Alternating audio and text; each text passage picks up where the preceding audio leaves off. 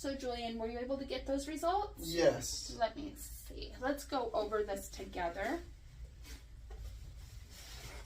So you can see here, it does tell you all of your results, and then it will also give me a history to let me know exactly where those are coming from.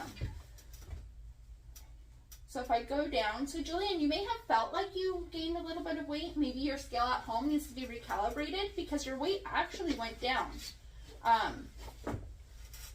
It looks like we did lose a couple pounds of muscle though too, so we'll need to watch that. We want to make sure we're getting plenty of muscle. That's why I was asking you about your nutrition. So one of the big key elements is we have our exercise down. I see you at the gym, I see you working hard, but we need to make sure we're keeping our nutrition good too, which means if you're working out hard, you need protein. A lot of times, you guys, we are low on protein. That's the first thing we're not eating enough of is that protein. It looks like your body fat mass has stayed the same. You're kind of stagnant there, so that's good. We didn't gain any additional fat, but we didn't lose any either in the past week. Your percentage of body fat went up a little bit, and that's only because your muscle mass dropped. So since your skeletal muscle mass dropped a little bit, your body fat stayed the same, that percentage did kind of come up a bit. Your visceral fat level is right at a 6, so perfect. It's been staying stagnant as well, which is good. And your total body water dropped a little bit too. So we'll want to watch that and make sure that our water stays where it should be. Your ratio looks good. You're a little bit low. You want to be, right now you're at 0.36. You want to be closer to 0.38. So you're just a little bit low. We'll want to make sure to watch that.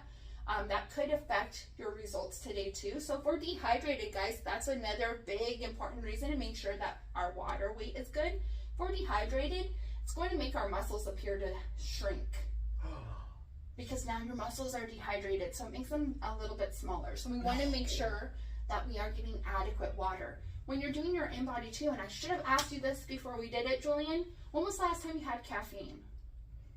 5 minutes ago. Okay, so that's a big no-no. When we're doing the InBody scan, we want to make sure we come fasted. So no food, no drink. Small sips of water are okay, but you don't even want to come in with a large amount of water in your stomach because then it will misconstrue that water as fat.